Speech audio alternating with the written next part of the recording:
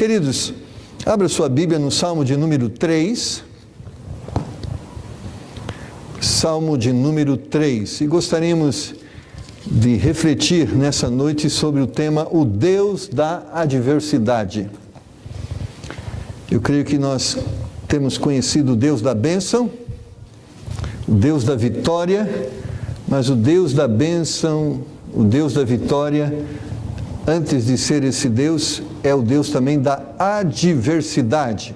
Então, abra sua Bíblia no livro de Salmo, no capítulo de número 3, Salmo de número 3. E se você encontrou esse texto, da palavra de Deus, fique em pé, para que nós possamos ler, e à medida que todos encontrem, nós vamos fazer esta leitura. Salmo de número 3.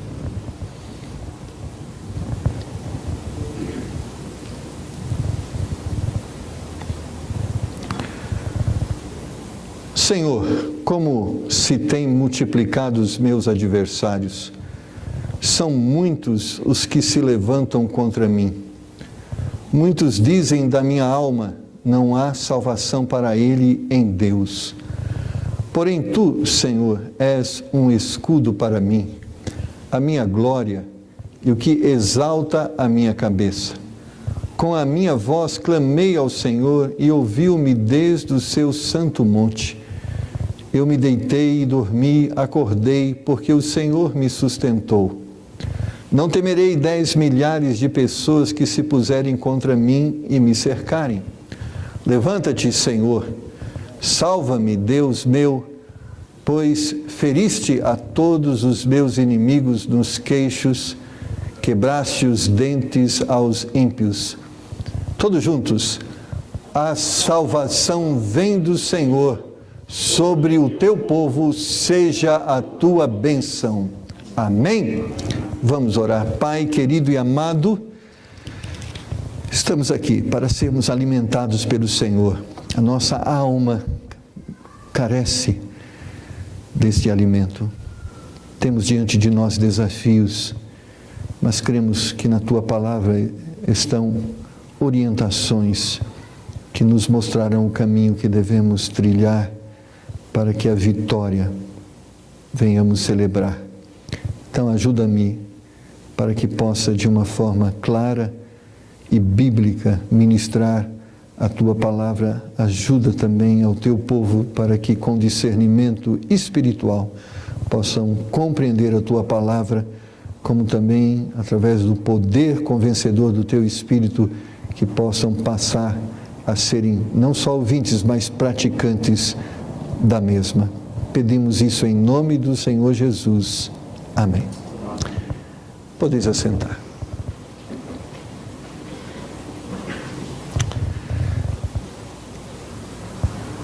É redundante dizermos que todos nós enfrentamos adversidades, problemas e desafios. Isto é uma verdade que nós somos testemunhas disso. Se fosse aqui perguntar quem tem um problema hoje, certamente todos nós levantaríamos nossas mãos e diríamos: eu tenho um problema, eu tenho uma dificuldade. Porque assim como o sol nasce para todos, assim também os problemas visitam os lares de todos. Então, se um problema é comum a todos nós podemos também, à luz da palavra de Deus, dizer que o que vai fazer diferença, ou seja, o que vai fazer que uma pessoa seja vitoriosa e outra derrotada, não é o problema, mas é a diferença, a forma com que nós enfrentamos os problemas. Todos nós temos problemas, mas o que vai determinar a vitória sobre os problemas é como enfrentamos os problemas. O Salmo de número 3 é o salmo que Davi escreve quando ele fugia do seu filho Absalão. Absalão, o seu filho, se levantara contra ele e agora intentava a matá-lo, a tirá-lo do trono. Por certo, era um grande problema. E no trecho de 2 Samuel, capítulo 15, verso 23, nós vemos ali a narrativa de Davi atravessando o ribeiro de Cedron, fugindo de Absalão. E quando eu digo que o problema vem para todos, de uma forma coincidente, em João capítulo 18, versículo de número 1, a Bíblia diz que também Jesus atravessou esse ribeiro. Quando, na noite que ele estava sendo perseguido, na noite que ele havia de ser traído por Judas, na noite que ele seria preso, a Bíblia diz que Jesus vai para esse lugar e atravessa também este ribeiro. Isso nos mostra uma coisa, irmãos, que Jesus, o Filho de Deus, enfrentou problemas como Davi enfrentou. Jesus foi perseguido pelos seus inimigos, Davi também foi. Davi foi traído por alguém da sua casa, Jesus foi traído por um discípulo que assentava-se à sua mesa. Então, isso nos mostra que os problemas não escolhem pessoas, eles vêm sobre todas as pessoas, e não importa se você é espiritual ou não espiritual, né? Às vezes a gente diz assim, eu estou atravessando alguns problemas, então é porque eu sou muito pecador. Não é pelo fato de você ser muito ou pouco pecador que você tem problemas, os problemas vêm a todos. Nós podemos, com os nossos pecados, agravar. E além dos problemas que são recorrentes, nós podemos atrair outros problemas que não estes. Mas o fato é que todos somos vítimas de dificuldades. Davi estava enfrentando, irmãos, um dos seus piores problemas. Eu julgo que o levante de Absalão contra ele era pior do que o problema que ele enfrentou com Golias, o gigante, que afrontava o exército de Deus, o filisteu. Era pior que o pecado que ele havia praticado com Betseba e Urias. Agora ele tinha o seu próprio filho se levantando contra ele, intentando matá-lo e destroná-lo. Irmãos, cá entre nós, que problema poderia ser maior que esse, que um próprio filho se levanta contra o pai?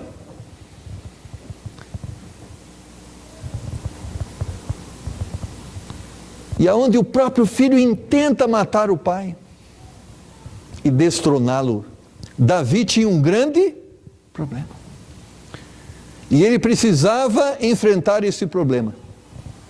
Talvez quando nós lemos lá que ele fugiu ou ele deixou o palácio e ele saiu, dá-nos a entender que ele está fugindo do problema. Não, nós vamos ver que ele não estava fugindo do problema, mas ele estava enfrentando o problema, e ele estava enfrentando o problema de uma forma que nós podemos aprender com ele a como enfrentarmos problemas. E a primeira lição que nós podemos aprender está no verso número 1. Quando nós temos um problema, a primeira coisa que nós devemos fazer é contar o nosso problema para Deus. No verso número 1 ele diz: Senhor, como têm se multiplicado os meus adversários, são muitos os que se levantam contra mim. Nós temos uma lição, ele não foi lamentar com este ou com aquele o seu problema, mas ele foi contar aquele que poderia ajudá-lo neste problema. Irmãos, nós temos um Deus que está diante de nós e Ele tem a intenção de nos abençoar, o desejo de nos abençoar, o poder para nos abençoar, e nós devemos reconhecê-lo como fonte de bênção. Nós devemos procurar o nosso Deus no nosso momento de angústia. Nós devemos dobrar os nossos joelhos e clamarmos ao nosso Deus no nosso momento de angústia. Nós devemos nos comunicarmos com o Senhor através da oração, porque Ele pode nos ouvir. Na nossa angústia, nós temos a quem recorrer. Nós temos um Deus. E Davi, quando enfrentou o problema, a primeira coisa que ele fez foi contar o problema dele para Deus. Você tem problema? Você tem contado o seu problema para Deus? Você tem compartilhado com Ele as suas angústias, as suas aflições? Porque às vezes nós contamos mais para os outros os nossos problemas do que contamos para Deus os nossos problemas. E às vezes é triste que todo mundo sabe do nosso problema, e o mais triste é que Deus não está sendo compartilhado com Deus os nossos problemas. Irmãos, nós temos que recorrer àquele que pode nos ajudar. E se é Deus que pode nos ajudar, é Ele que deve ouvir o nosso problema. No verso de número 2, nós temos uma outra importante lição. Diz assim: muitos dizem da minha alma, não há salvação para ele em Deus. Davi, nesse momento, reconhece, ele reconhece que muitas pessoas e circunstâncias trabalhavam contra ele. Amados irmãos, nós precisamos realmente entender e reconhecer de uma forma lúcida que os problemas são maiores do que as nossas forças. Porque quando ele compartilhou com Deus, ele estava dizendo: Deus, eu tenho um problema que eu não consigo resolver, eu tenho um problema que vai além da minha força, além da minha capacidade, o meu diploma não resolve, o meu dinheiro não resolve, a minha posição não resolve, o exército que está comigo não resolve, eu tenho um grande problema, Senhor, e esse problema é maior do que eu. Irmãos, infelizmente muitas pessoas estão muitas vezes tratando de uma forma leviana os desafios que estão diante delas. Irmãos, nós precisamos de Deus para enfrentarmos os nossos problemas. Nossa sabedoria, nosso conhecimento, nossa capacidade, irmãos, elas são limitadas diante desta realidade. Não pensa que é fácil sobreviver às tentações, não é fácil sobreviver às provações, não é fácil sobreviver às privações, não é fácil sobreviver às adversidades da vida. Isso nos faz entender e nos mostra quem nós realmente somos, irmãos, e a vida mostra quem nós realmente somos. Nós não somos nada. Nós não somos nada. Nós somos impotentes e incapazes.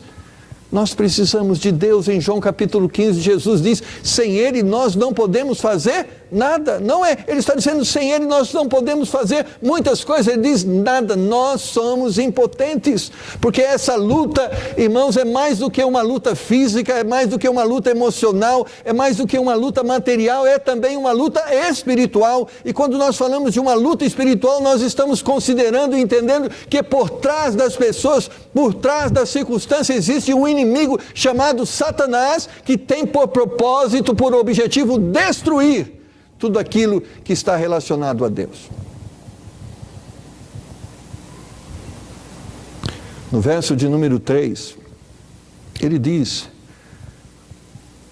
porém tu, Senhor, és um escudo para mim, a minha glória e o que exalta a minha cabeça.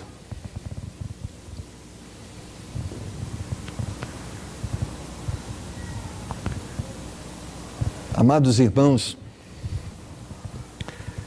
apesar de todas as pessoas se levantarem contra ele, apesar de ter um filho que agora intentava matá-lo e destroná-lo, ele tinha uma esperança, ele cria na vitória. Irmãos, o que esse texto nos sugere, eu não sei que tamanho de problema você tem, em que momento você está vivendo, mas eu sei de uma coisa: Deus é maior do que o seu problema. Deus é maior do que a tribulação que você está enfrentando, e esse Deus grande é um Deus piedoso, misericordioso, que quer agir em seu favor. Porém tu, Senhor, és um escudo para mim. Ele não está dizendo, não é o escudo do exército que vai me defender, não é a arma do meu exército que vai me proteger. Ó Senhor, essa luta é grande, o adversário é forte. Ele havia arrebanhado e assediado as pessoas do reino, e uma multidão estava seguindo Absalão. Ele tinha uma grande força, um poder bélico muito grande, e certamente Davi, quando foge, ele diz, eu não posso enfrentar essa luta, mas eu sei que o Senhor pode me proteger, o Senhor pode me dar a vitória. Irmãos, não somos nós que nos protegemos, Deus é que nos protege. As armas não são as nossas, são as de Deus. Nós temos que entender desta forma, porque a arma que eu como humano posso usar é arma de destruição, não é arma de vitória.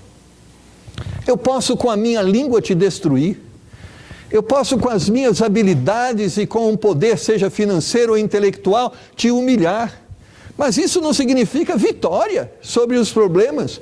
Por outro lado, isso significa que vou arrumar mais inimigos e mais oponentes. Deus sabe como nos dar a vitória. Deus sabe como a vitória pode ser conquistada. Ele pode nos mostrar o caminho. Nós temos que recorrer a Ele e não a nós mesmos. Nós temos que usar as armas dEle e não a nossa. Nós temos que confiar nele e não em nós. Nós temos que deixar que Ele faça e não nós venhamos a fazer. Davi declara, Deus é a sua defesa. Deus é que lhe dá honra, Deus é que lhe dá a alegria. Ele estava dizendo, olha, se eu pensasse na circunstância e pudesse através dela pensar em alegria, eu não teria alegria. Se eu pensasse na circunstância para buscar me sentir protegido, eu não estou protegido, mas eu quando olho para Deus, eu posso dizer, eu estou protegido porque Ele tem um bom escudo. Eu serei vitorioso porque Ele tem poder sobre o inimigo. Então ele tinha uma confiança. Como vencermos uma batalha? Você tem que confiar em Deus e crer que Ele pode te dar vitória. Amados, nós muitas vezes perdemos a bênção da vitória porque não confiamos em Deus. Talvez você diga assim, pastor, eu confio em Deus sim, mas confiar em Deus é mais do que uma declaração verbal. Confiar em Deus é deixar que Ele faça aquilo que Ele quer fazer e não você faça o que Ele deve fazer, porque às vezes estamos dizendo que confiamos em Deus e nós estamos tomando as decisões. Às vezes que dizemos que confiamos em Deus e estamos usando as nossas armas e não usando as armas de Deus. Confiar em Deus é deixar que Ele batalhe a nossa batalha e que Ele lute a nossa guerra e que Ele nos conduza à vitória e não a nós mesmos. Por isso, no verso de número 4, nós lemos, com a minha voz clamei ao Senhor e ouviu-me desde o seu santo monte. E no verso 4 é como que ele estaria dizendo, eu entreguei o meu problema na mão de Deus. Nós temos que entregar o nosso problema na mão de Deus. E o que é entregar o nosso problema na mão de Deus? É cruzar os braços e esperar que tudo aconteça, que as coisas caiam do céu? Não é isso. Entregar na mão de Deus significa, Deus, eu estou aqui esperando a sua ordem. Eu estou aqui esperando que o Senhor diga o que eu devo fazer, como eu devo fazer, quando eu devo fazer. É assim que nós devemos batalhar as nossas batalhas, irmãos. Deus é o nosso general. Nós somos soldados, Ele é o nosso comandante, nós somos seus servos, a batalha é dele, não é nossa. Então Ele deve dizer o que nós devemos fazer e devemos esperar as suas ordens até que venhamos tomar alguma atitude, porque quando nós agimos no lugar de Deus, quando nós tomamos as decisões antes que Deus nos oriente, nós estamos andando no nosso caminho e não no caminho de Deus, nós estamos usando os nossos recursos e não o recurso de Deus. Por isso é muito importante que Deus esteja dirigindo as nossas vidas para que a vitória possa ser conquistada. Ele descansa nessa verdade, eu vou entregar o meu problema nas mãos de Deus. Olha comigo, 2 Samuel, capítulo 15, versículos 14, 25 e 26, que é o texto onde Samuel descreve esse episódio, e aqui nesse texto está o episódio da perseguição de Absalão. 2 Samuel capítulo 15 e verso 14. Vamos ler o verso 13. Então veio um mensageiro a Davi dizendo: o coração de cada um em Israel segue a Absalão.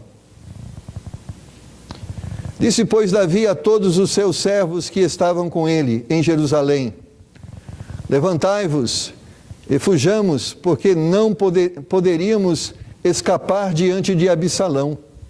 Dai-vos pressa a caminhar, para que, porventura, não se apresse ele e nos alcance e lance sobre nós algum mal e fira a cidade a fio de espada. Agora vamos para o verso 25 e 26. Então disse o rei a Zadok: torna a levar a arca de Deus à cidade torna a levar a arca de Deus à cidade, que se achar graça nos olhos do Senhor, ele me tornará a trazer para lá, e me deixará ver a ela e a sua habitação. Se, porém, disser assim: não tenho prazer em ti, eis-me aqui, faça de mim como parecer bem aos teus olhos. É interessante, irmãos, observarmos o que é entregar nas mãos do Senhor, é permitir que Ele faça o que Ele quer fazer. E Davi estava nessa circunstância. Absalão se levantava contra ele, queria apossar-se do seu trono. Ele agora, vendo que Absalão estava cercado de um grande exército e que ele não poderia enfrentar Absalão, porque Davi não era um homem covarde, ele havia enfrentado Golias. Ele havia enfrentado exércitos poderosos, ele havia enfrentado exércitos muito maiores do que aqueles, mas ele só agia quando Deus mandava ele agir. Enquanto Deus não mandasse que ele agisse, ele ficava quieto. Se Deus falava, vai e enfrenta Golias, ele enfrentava. Se Deus falasse, vai e enfrenta os exércitos, ele enfrentava, mas quando Deus não falava, ele ficava quieto. Absalão estava se levantando contra ele. Davi chega: meus amados, vamos fazer o seguinte: eu não sei se Deus ainda me quer no trono. Eu vou deixar que Deus mostre isso. Ele disse com toda tranquilidade: se Deus me quer no trono, Ele me fará voltar. Mas se porventura eu não sou digno desse trono, eis-me aqui, e que eu seja destruído e não mais ocupe esse trono. Era uma certeza que Davi tinha: eu quero estar no centro da vontade de Deus. Se Deus me quer, amém, Ele me quer, Ele vai me fazer voltar. Mas se Ele não me quer, amém, eu estou pronto aqui a sofrer as consequências dos meus pecados. Amados, a vontade de Deus é o certo para as nossas vidas. E nós devemos deixar Deus dizer o que Ele quer para as nossas vidas e não nós mesmos. Davi tinha condição de enfrentar o exército? Tinha, por certo tinha. Habilidades, aprendizados de anos de batalha. Mas ele não queria a sua vontade, ele queria a vontade de Deus. Porque a vontade de Deus era o melhor para a sua vida. Ele não queria estar no trono se o trono não era dele. E ele não queria estar fora do trono se o trono era dele. E não só nesse momento ele agiu dessa forma. Lembra, ele havia sido consagrado rei, ele havia demonstrado essa unção que Deus havia lhe dado nas vitórias que ele havia conquistado, mas Saul queria matá-lo porque não aceitava o plano de Deus para a sua vida. Davi teve a oportunidade de matar Saul, ele chegou lá e cortou um pedaço da sua túnica, da roupa que ele vestia, e ele no alto monte disse: Saul, eu podia te matar hoje, mas eu não quero estar num lugar até que Deus me dê o lugar, porque enquanto você está no poder, eu sou seu servo. eu sou seu servo. Porque se Deus me dá o trono, é Ele que vai me fazer sentar lá. Mas enquanto Deus não me der, eu ficarei esperando aqui. Enquanto o Senhor for rei, eu sou seu servo. Amados, isso é entregar os nossos problemas nas mãos de Deus e aceitar a sua vontade para as nossas vidas. Às vezes nós sonhamos e pensamos e desejamos: Deus, eu quero isso, eu quero aquilo, eu quero que seja assim, eu quero que seja assim.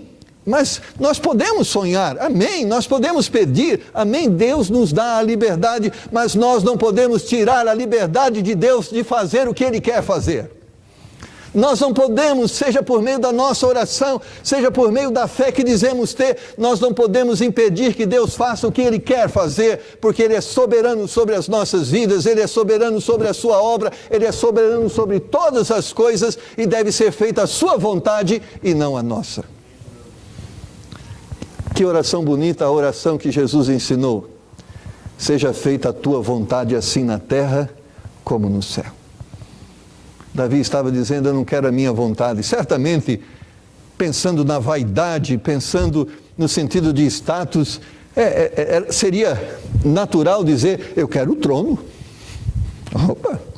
É bom o trono, é bom estar na casa do rei, é bom ser seguido e ser reconhecido como rei, mas apesar dele estar no trono, ele diz: eu não quero estar aqui se o Senhor não quer que eu esteja aqui. Mas se o Senhor me quer aqui, então, Senhor, me traga para cá. A guerra é do Senhor e não minha. Amados, ele descansa na fé que tem no Senhor, uma convicção plena da vitória. E a vitória para ele é estar vivendo a vontade do Senhor. Essa é a vitória. Não importa em que aspecto essa vitória fosse caracterizada. Olha o versículo de número 5 e 6 do capítulo 3 de Salmos. Volta lá. Salmos, capítulo 3. Versículos 5 e 6 diz: eu me deitei, dormi e acordei, porque o Senhor me sustentou. Não temerei 10 milhares de pessoas que se puserem contra mim e me cercam. Ele diz: Senhor, ele está dizendo: eu não estou fugindo porque eu estou com medo de Absalão. Porque o fato de estar em pé é porque o Senhor me tem sustentado e eu sei que Deus tem me sustentado e por isso eu estou em pé. Eu não estou medo de 10 milhares de pessoas e de carros e de exércitos. Não, não é isso, não é medo, mas eu estou buscando a vontade de Deus para a minha vida. Amado, a vontade de Deus. Talvez nós temos capacidade de ter o melhor emprego, o melhor salário. Amém? Mas essa é a vontade de Deus? Talvez a vontade de Deus seja o ministério lá no Peru, em Iquitos.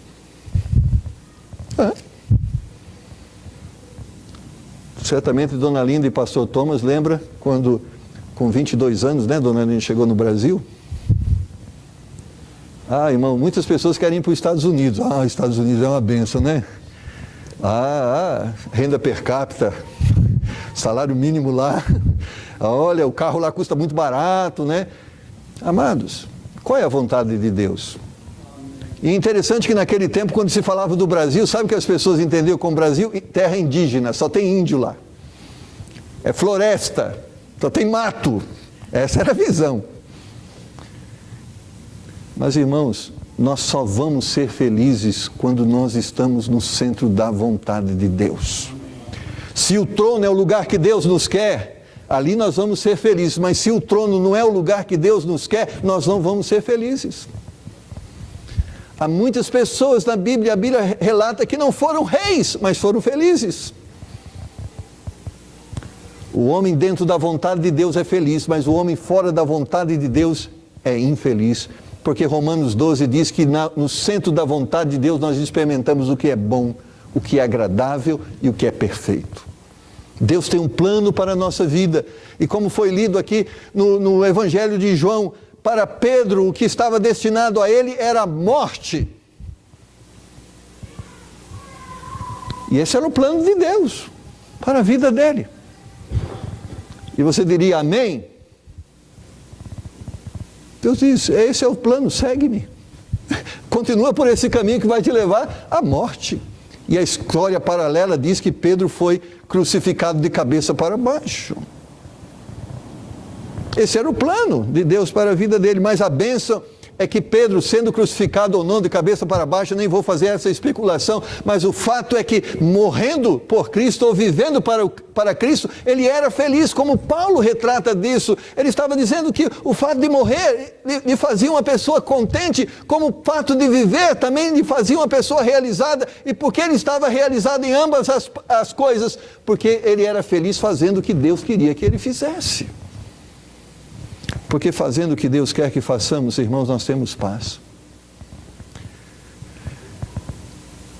E sabe, o que era importante era o seu coração naquele momento de batalha. No verso de número 7, ele diz, levanta-te, Senhor, salva-me, Deus meu, pois feriste a todos os meus inimigos nos queixos, quebrastes os dentes aos ímpios.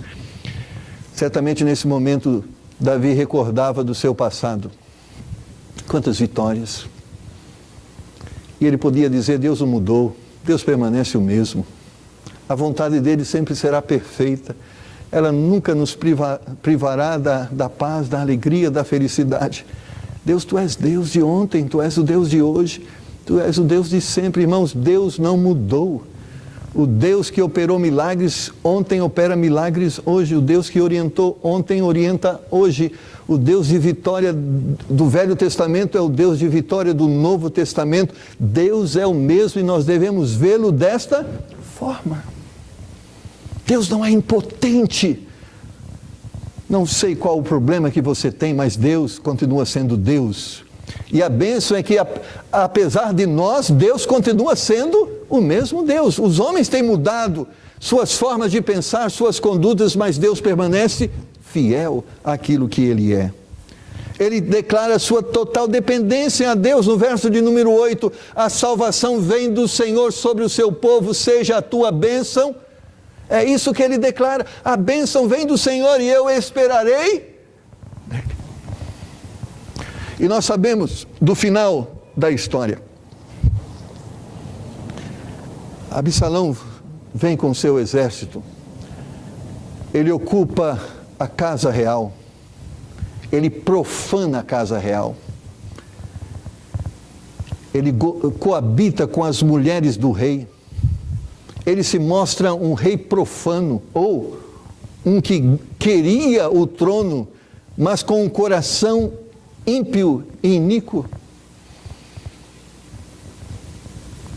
E ele vem para alcançar Davi. E a Bíblia fala da história, ele se engancha em uma árvore, ele cai do seu cavalo e vem um servo e constata e leva a cabo e agora esse homem que se levantava contra o rei estava morto. Quem matou ele não foi Davi. Quem destruiu o seu intento não foi Davi, foi o Senhor. Deus usou a circunstância para isso. Mas lá na frente agora Davi volta para o seu trono. E agora ele se assenta no seu trono. E ele estava ali, porque Deus havia colocado ele ali. Havia outro que havia tentado ocupar aquele trono, mas Deus não havia consagrado ele rei. Ele não poderia estar ali. E Deus tirou ele, mas Davi não sujou a sua mão. Ele esperou que Deus fizesse a obra e Deus fez a obra. E ele não estava contente porque seu filho havia morrido, ele não celebrou esta vitória dizendo, graças a Deus o meu filho, aquele ingrato, ele morreu. Não. Até o servo que veio trazer a notícia, ele o feriu de morte dizendo, você está contando vitória, isso é triste, é muito triste. Era algo muito triste, mas ele permitiu que Deus fizesse o que deveria ser feito. Irmãos, na luta da vida, Muitas coisas vão acontecer, mas a única paz que podemos ter em meio a todas estas coisas é que estamos fazendo ou estamos no centro da vontade de Deus. Nessa guerra, alguns vão ser feridos, outros vão ser mortos, outros vão ser destruídos. Mas sabe onde está a nossa paz? Não na alegria de vermos os inimigos de Deus sendo destruídos, ou os inimigos da causa de Deus sendo destruídos. Sabe onde está a nossa paz? Estamos onde Deus quer que estejamos. Estamos fazendo o que Deus quer que façamos. Nós não temos alegria em olhar para o passado e ver que muitos daqueles que se levantaram contra Deus foram destruídos. Isso não nos alegra. Isso nos entristece. Ao vermos que pessoas que quiseram ser o que Deus não queria que eles fossem, quiseram fazer o que Deus não queria que eles fizessem, e essas pessoas foram alvo da justiça de Deus, e foram alvo do juízo de Deus, e eles sofreram. A nossa alegria não está nessas coisas. Sabe onde está o nosso consolo? Pessoas têm escolhido o caminho errado, mas eu estou escolhendo o caminho certo. Pessoas estão escolhendo os métodos errados, mas eu estou escolhendo o método certo. Deus é o que julga a causa, Deus é o que guerreia a guerra, e eu estou aqui para ser o que Ele quer que eu seja, para fazer o que Ele quer que eu faça. A fé, irmãos, com certeza é o meio que temos para enfrentar nossas adversidades. Assim como Davi, nós também poderemos ter a certeza da vitória. Nós somos abençoados em Cristo, através de Cristo, e seremos abençoados com Cristo. Esta é uma certeza. Quando nós entregamos os nossos problemas nas mãos de Deus, nós estamos declarando isso: eu creio que Cristo é Senhor de todas as coisas e que nele está a minha vitória. Em Romanos capítulo 5, verso 10, nós lemos: porque se nós, sendo inimigos, fomos reconciliados com Deus pela morte de seu Filho, muito mais, tendo sido reconciliados, seremos salvos pela sua vida. Ele estava dizendo: olha, nós não merecíamos nada e Deus nos deu tudo, e quanto mais nós queremos ser tudo para Ele, quanto mais Ele nos dará. Se nós fomos submissos a Deus, irmãos, não vamos perder nada, nós vamos ser mais abençoados. Deus não mente. Em Tito capítulo 1, versículo 2, ele diz: se Ele prometeu nos dar a vitória, Ele vai nos dar a vitória. Deus foi e será o Deus da adversidade. Seja o nosso problema espiritual, físico, financeiro, emocional, Deus nos dará a vitória. Creia. Agora aprenda como Davi, como conquistar a vitória. Fale do problema para Deus. Creia que Ele é poderoso para te dar a vitória. Deixe Ele agir e não haja você. E se isso você fizer, você vai ver, amanhã você vai estar celebrando a vitória. Vitória que foi sangrenta, vitória que foi dolorosa, mas que foi vitória. Manifestou-se a vontade do Senhor, manifestou-se a misericórdia do Senhor. Deixa Deus dirigir a sua vida. Deixa Deus orientar o seu caminho. Deixa Deus, porque Ele sabe como fazer a coisa. Você entende isso? Está entendendo? Há um exemplo na palavra de Deus que mostra que todos os homens enfrentam problemas, inclusive você. Mas há também um ensinamento da palavra de Deus de como enfrentarmos os problemas. E se você seguir a receita de Deus registrado na sua palavra, você vai ter a vitória. Não importa se o problema é físico, não importa se o problema é financeiro, emocional, espiritual, Deus pode te dar vitória, e através da sua palavra, Ele lhe mostra o caminho para esta vitória. Que bênção quando Davi disse: se eu tiver que voltar, Deus vai me fazer retornar. Se não, que Deus cumpra em mim a sua justiça. Que seja assim. Que Deus seja Senhor tanto nas nossas vidas, como também Senhor nos nossos problemas. Que Deus possa estar dirigindo a sua vida, porque se Ele está dirigindo, é questão de tempo, a vitória chegará.